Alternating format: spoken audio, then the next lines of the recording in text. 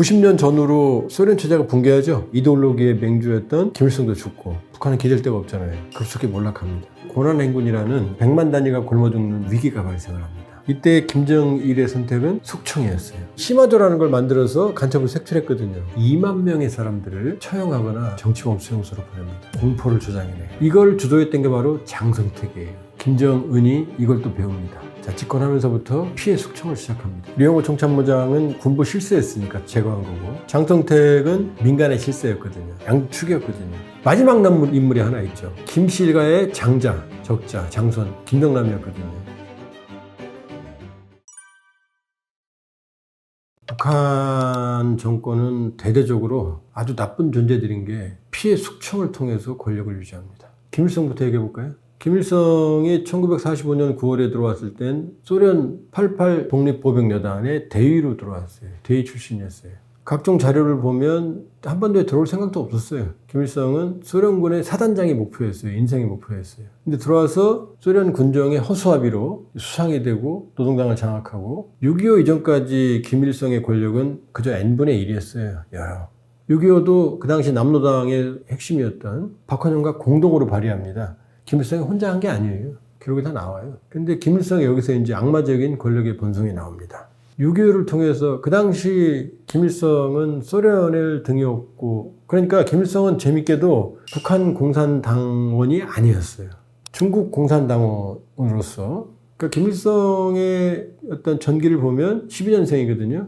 1912년생인데 1926년 14살 때 타도 제국주의 동맹을 만들었다고 그래. 14살 때가 무슨 동맹을 만들겠어요. 그것도 거짓일 가능성이 높죠. 그 다음에 1931년경에 중국 공산당에 들어가서 중국 공산당원증 여부는 불확실해요. 1932년경부터 반일 유격대, 그때 이제 중국인, 공산당, 한국인, 만주 사람들이 섞여 있었거든요. 반일. 이 활동을 했다.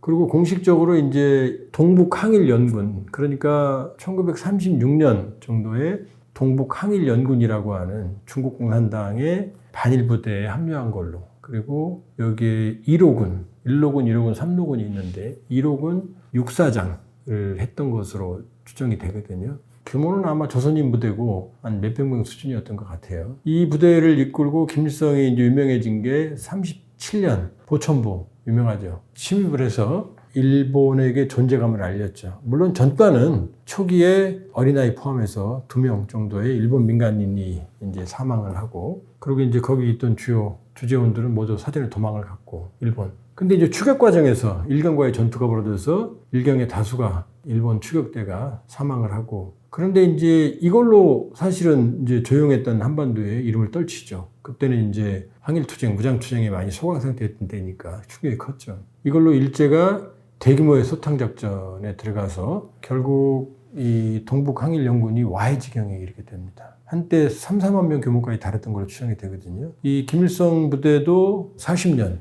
결국 훈춘을 거쳐서 소련 포시에트로 들어가게 됩니다. 그리고 그 이후에 만주나 조선에서 활동했다는 기록은 찾기가 어려워요. 그러니까 그게 전부입니다.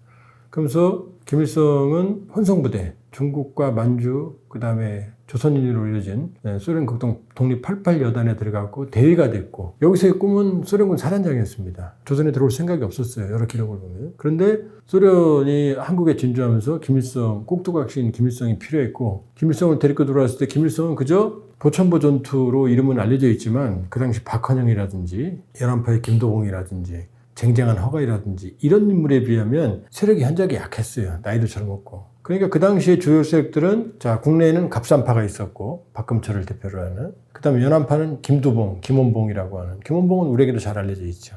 있었고, 소련파는 허가이라고 하는 인물이, 소련은 직접 소련의 대리를 하는 인물들이었으니까. 그러니까 김일성 세력은 한 줌에 김일성 항일 빨치산모밖에 없었거든요. 근데 소련의 후원으로 김일성이 수상자를 꿰차고 노동당의 지위를 차지하고, 결정적으로 6.25가 김일성에게는 정말로 승리한 전쟁이 됩니다. 민족 비극의 전쟁이지만. 그 왜냐?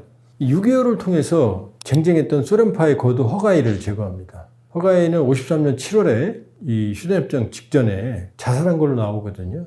근데 허가이가 자살할 이유가 없었거든요. 그리고 허가이 자살한 다음에 가족들에게 시체도 보여주지 않고 바로 묻어버리거든요. 그러니까 소련파에 몰락이 시작이 되는 거죠. 그리고 6.25를 계기로 남로당 거두했던 박헌영, 6.25를 공동 발의했던 김일성과 공동 발의했던 박헌영을 간첩죄를 뒤집어쓰서 결국 처형시킵니다. 남로당의 몰락이죠. 소련파의 몰락이고. 그리고 56년 결정적으로 종파 사건이라는 걸 통해서 뭐 여러 설이 있습니다. 김일성의 중공업 노선에 반대해서 뭐 농업 경고 노선인데 결과적으로는 김일성의 권력 투쟁이에요. 이 권력 투쟁을 통해서 연안파, 중국 연안파, 김두봉을 포함해서 연안파를 제거하고 소련파의 잔당들을 제거하고 그러면서 사실상 56년을 기점으로 김일성은 이제 단일 지배 체제를 이루기 시작합니다. 이게 다 숙청이에요. 모두 죽이는 겁니다. 간첩이나 이런 걸 제시해서. 그리고 이제 결정적으로 김일성의 교조화되는 신이 되는 계기는 67년입니다. 67년 5.25 교시라는 걸 통해서 김일성의 유일 지배 체제가 되는데 이때 이 67년부터 시작해서 68년에 거쳐서 갑산파, 국내파였던 갑산파를 박금철을 중심으로 한 갑산파를 제거하고 그러면서 이제 파벌로서는 연안파, 갑산파, 소련파가 제거됨으로써 이제 파벌로서 김일성에 저항할 수 있는 세력은 없어졌어요. 67년 기점으로. 그러니까 67년 5.25 교시를 통해서 이제 김일성이 신이 됩니다. 이때부터는 재밌게도 막스레니 주책이 북한에서 금소가 돼요. 이제 김일성주의 주체사상만 보는 거죠. 그러면서 막스레니 책을 보려면 당국의 허가를 받게 돼 있어요. 그리고 이때부터 김정일이 후계자로 등장하기 시작합니다. 자, 68년에는 마지막 걸림돌이 제기됩니다. 그게 바로 김창봉과 허봉학이에요. 이 사람들은 누구냐? 군부 강경파예요. 이 사람들은 김일성에 저항을 한 게 아니고 그 당시 김일성의 동생이었던 김영주를 견제하면서 자신들이 김일성의 후계자가 되고 싶어 했던 군부 강경파였어요. 근데 이 군부 강경파의 동향을 현철이라고 하는 북한 군인들이 내시군대, 아부하는 군대를 만들게 된 결정적인 김일성의 사병화 되는데 결정적인 인물이 현철입니다. 이 현철이가 김정일에게 이 허봉학과 김창봉의 의도를 알렸고 이걸 김정일이 김일성에 wil고함으로써 김창봉과 허봉학이라는 두 인물이 결국은 숙청이 됩니다. 그러니까 이때부터 이제 군부도 이제는 김일성의 가신이 됩니다. 김일성의 개인 군대가 되어버립니다. 자, 이런 긴 숙청의 과정이 김일성의 숙청의 역사입니다. 피해 숙청을 통해서 권력을 장악한 거죠. 스탈린의 대숙청과 비슷하죠. 스탈린한테 배웠다고 봐야 돼요. 스탈린도 부하린, 트라츠키, 까미네프, 지노비에프 이런 많은 혁명 동지들을 간첩 혐의로 혹은 도끼로 암살하면서까지 트라츠키 같은 경우는 스탈린이 숙청한 사람이 100만 명이 넘어요. 숙청한 사람만, 처형한 사람만. 강제노동 수용소에 보낸 사람은 한 2천만 명 되고 인위적인 집산화로 굶어 죽은 사람이 1,000만 명 되고 이거 김일성이 그대로 따라한 거죠. 자, 김정일도 또 따라합니다. 김정일은 김일성이 94년 7월 8일 날 급사하면서 또 90년 전후로 소련 체제가 붕괴하죠. 그럼 북한은 기댈 데가 없잖아요. 급속히 몰락합니다. 그 다음에 이데올로기의 맹주였던 김일성도 죽고 그러면서 94년부터 북한은 고난행군이라는 최소 수십만에서 100만 단위가 굶어 죽는 위기가 발생을 합니다. 이때 김정일의 선택은 숙청이었어요. 희생양령가. 그 당시 농업 담당 비서가 서관희라는 사람이었거든요. 북한에는 희라는 이름이 있어요. 히히히 할 때. 그러니까 지금 나오는 그 할머니 있죠. 조선노동당 종비서이신 그게 바로 리춘희예요. 희. 그 서관이라는 사람을 어떻게 만드냐면 6.25 때 간첩으로 몰아요. 언제? 90년대 중반에. 40년 전이잖아요. 이걸 시마조 사건이라고 그러는데 이때부터 왜냐? 수없이 많은 사람들이 굶어 죽기 시작을 하잖아요. 그러면 사회가 흔들릴 거 아니에요. 그러니까 여기서 공포를 조장해내요. 이 시마조 사건을 통해서 무려 2만 명의 사람들을 처형하거나 정치범 수용소로 보냅니다. 어마어마한 비극이 발생했어요. 굶어 죽는 상황에서 공포가 있는 거죠. 다 조작한 거예요. 조작한 거예요. 이걸 주도했던 게 바로 장성택이에요. 장성택. 그러니까 장성택이 공호부, 김정은의 공호부고 처형당해서 불쌍해할 거 없어요. 그만큼 많은 사람을 죽였어요. 이 사건이 얼마나 끔찍했냐면 이 시마조라는 걸 만들어서 간첩을 색출했거든요. 고문하고. 그때 나온 고문 방법은 가장 비인간적인 고통스러운 고문 방법들이 그때 고안돼요. 그러니까 없는 죄를 토해낼 수밖에 없어요. 만들어내는 거. 끝없는 간첩을 만들어내는 거죠. 모두가 6.25 때 간첩을 연루돼서 그러니까 이 고난행군은 자기들의 정책 실패가 아니라 미제와 남조선 앞잡이들이 만들어내는 위기다를 몰아가는 거죠. 이 간첩 사건으로. 그러면서 이 안에 장성택은 또 자기들의 정적을 제거해요. 그러니까 나중에 이 시마조 사건을 이끌었던 인물도 처형당해요. 하도 끔찍하니까. 이건 또 김정일이 하도 원성이 심하니까 이 사람을 잡아다가 죄를 뒤집어서 처형시킵니다. 이러면서 94년에서 98년까지 이르는 고난행군기를 김정일이 넘겨요. 2만 명 내외, 처형은 수천 명, 강제 이혼, 정신병, 정신 이상 이렇게 넘겨버리거든요. 김정은이 이걸 또 배웁니다. 자, 집권하면서부터 피해 숙청을 시작합니다. 아버지의 충신이었던 류영호 총참모장을 2012년 7월 달에 집권한 지 6, 7개월 만에 처형. 공무부 장성택을 2013년 12월에 처형. 2015년 5월 현영철 인민무력 국방부장을 처형. 이때까지 무려 차관급 이상만 200여 명을 처형을 합니다. 그럼 그 반개도 있을 거 아니에요. 여기까지 치면은 최소 수천 명 처형. 정치범 수용소까지 간다 그러면 수만 명 규모. 아버지한테 배운 거죠. 왜? 김정은은 20대 중후반에 권력을 승계했으니까 권력 기반이 튼튼하지가 않잖아요. 그러니까 무자비한 숙청을 통해서 아버지 시대 인물들을 쳐내고 그 안에 그 자리에 자기 인물을 앉힌 거죠. 숙청. 숙청의 명분은 류영호 총참모장은 허가 없이 병력을 이동시켰다. 북한은 중대급 이상은 현장 지휘관들이 병력 이동시킬 수가 없어요. 그 처형 이후. 장성택은 죄가 너무 많아요. 근데 핵심은 뭐냐? 영모죄예요. 김정은에게 대들었다. 모두 종합하면. 권력에 저항했다는 거죠. 그 다음에 현영철 인민무력부장은 뭐 회의하는데 졸다가 처형. 그건 아니고요. 현영철 인민무력부장이 러시아에 군사 지원을 요청하러 갔다가 돌아와서 처형당하거든요. 그때 일설에 의하면 러시아가 너네들은 핵무기가 있으니까 무기 필요 없다라는 대답을 듣고 현영철 인민무력부장이 젊은 사람, 김정은이 정치를 잘못해서 핵무장을 해서 우리가 얻을 수 있는 군사지원도 못 받는다. 이 발언을 했고 이게 올라가서 처형당했다는 설이 있거든요. 그러니까 모든 건 김정은에게 권력에 조금이라도 문제가 있으면 제거했다 이렇게 볼 수가 있죠. 김정은 초기의 숙청은 대부분 권력과 관계 있습니다. 류영호 총참모장은 군부 실세였으니까 제거한 거고 장성택은 민간의 실세였거든요. 재밌게도 김정일 권력의 두 축이 군대는 류영호 총참모장, 민간은 장성택이었거든요. 양축이었거든요. 일설에 의하면 김일성이 죽으면서 류영호와 장성택에게 김정일을 부탁했다고 그래요. 근데 김정은의 입장에서는 아버지의 충신일 뿐이지 권력이 미약한 자신 앞에는 가까이 하기에는 너무나 먼 당신이었던 거죠. 둘 다. 그러니까 자기 측근으로 채우기 위해서 권력을 가지고 있던 두 인물을 제거했다 이렇게 볼 수 있죠. 냉혹한 권력의 속성으로 보면 성공한 거죠. 지금까지 살아남았으니까 김정일이. 마지막 남은 인물이 하나 있죠. 왜? 김씨 일가의 장자, 적자, 장손, 김정남이었거든요. 그 김정남이 있으면 김정일은 항상 불안하죠. 왜? 장손이었으니까 김정남은. 김정남은 김일성이랑 찍은 사진도 있다고 그래요.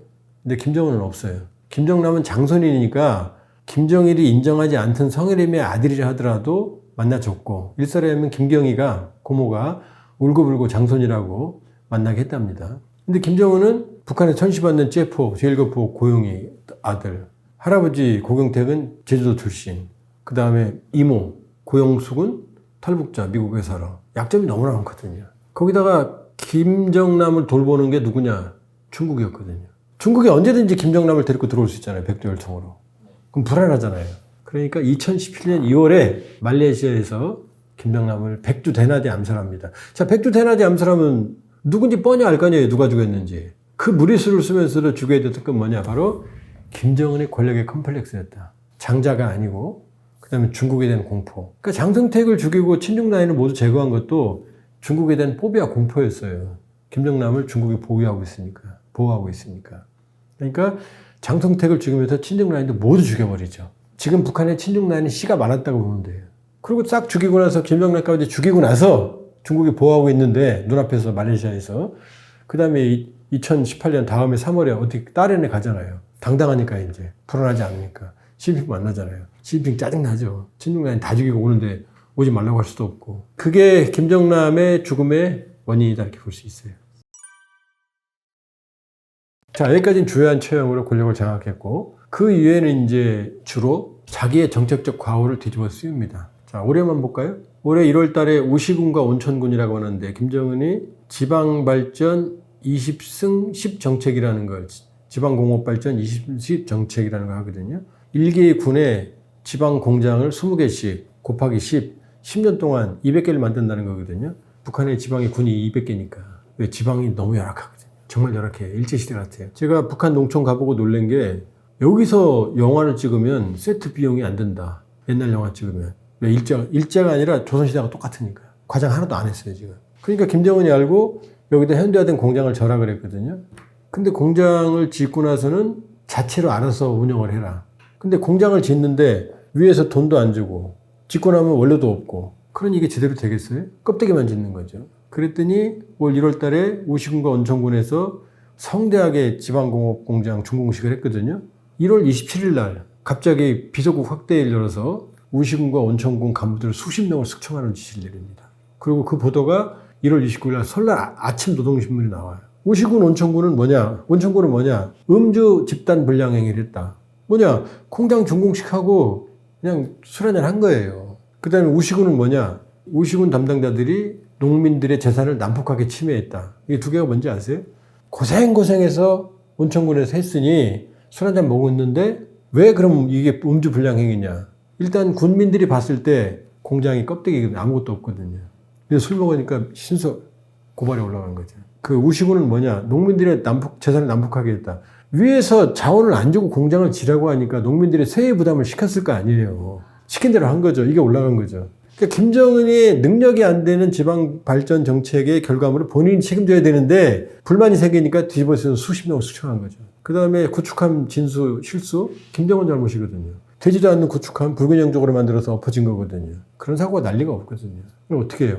청진 조선소 책임자 구속, 관리자 구속 줄줄이 구속. 일부 처형당했다고 국내 보도가 나왔거든요. 본인의 잘못을 뒤집어 씌우는 거죠. 그러면서 이걸 용납 못할 범죄적 행위라고 그랬거든요. 아니 진술식 하다가 넘어졌는데 이게 어떻게 범죄가 돼요? 그 얘기는 뭐냐? 본인의 잘못을 뒤집어 씌워서 처형하는 김일성부터 시작된 피해 숙청의 역사를 끊임없이 이어져 오는 거죠. 그러니까 향후에도 북한의 위기가 지속될수록 희생자들이 나온다. 머니인사이드를 북한 간부들이 보신다고 그러면은 이 현실을 잘 아셔야 된다. 김정은의 가식적인 무능이 결과적으로는 북한의 능력 있는 전문가들을 모두 희생시키는 일이 벌어진다. 하나 더 말씀드리면 건설의 대번영기라는 그 기록영화도 있고 또 백두산 설계연구소를 찾아서라는 기록영화가 있거든요. 백두산 설계연구소는 북한의 가장 권위 있는 설계 연구기관이거든요. 여기에 기록영화에 나옵니다. 거기에 부원장이 하는 말이 김정은 위원장이 김정은이 봐준 설계 도면이 11,160건이래요. 북한의 모든 건물을 김정은이 관여하는 거죠. 거기도 이렇게 나와요. 밤늦게 여러 기관에서 설계 도면을 보내줬더니 김정은이 몇 시간도 안 해서 다시 답장을 보냈다. 건물은 이렇게 짓고 이 건물은 여기다 옮기고. 김정은은 아마추어잖아요. 그러니까 아파트가 무너지죠. 그러니까 구축함이 진수하다가 넘어지죠. 개입 안 하면 될 걸. 아마추어인 김정은이 개입해서 사고를 쳐놓고 사고가 나면은 뒤집어 씌우는 거죠. 현실을 말하는 거예요. 자, 북한의 미래과학자거리 은하 53층 건물이 균열됐다고 그랬죠. 건설의 대번영기 혐의로 나와요. 미래과학자거리에 김정은이 봐준 설계도면이 560건이다 라고 나오거든요. 그럼 미래과학자거리의 랜드마크가 은하거든요. 그 랜드마크 은하를 김정은이 관여 안 했겠어요? 관여하니까 건물이 쪼개지죠. 붕괴될 수도 있어요. 이게 독재국가의 한계고 자아도취형, 본인이 대단한 전략가고 모든 데 관여하는 김정은 정치의 한계예요. 그러니까 훌륭한 지도자는 훌륭한 전문가들을 갖다가 쓰고 맡기면 되는 거예요. 관여하면 관여할수록 망가지는 거거든요. 그러니까 세상의 최악의 지도자는 누군지 아세요? 무능한 지도자가 열심히 하는 거예요. 김정은이 그런 거예요. 그러니까 그게 모든 피해가 인민으로 가는 거죠. 안타까운 마음에서 사실은 말씀드린 거고. 그러니까 김정은이 개입하면 개입할수록 북한의 비효율성은 정책적 혼선은 커질 거고 구축함 사건은 빙산의 일각에 불과하다. 드러난 사례에 불과하다 이렇게 볼 수 있어요. 지금 김정은의 도전 세력은 없어요. 우발적인 봉기는 있을 수 있겠죠. 불만 표출, 우발적인 폭동. 그 다음에 우발적인 측근에 의한 시해, 이건 가능하죠. 그런 가능성을 배제할 수는 없다. 그러나 체계적인 도전 세력은 없다. 또 체계적인 쿠데타도 불가능하다. 지금 단계에서는 이렇게 볼 수 있어요.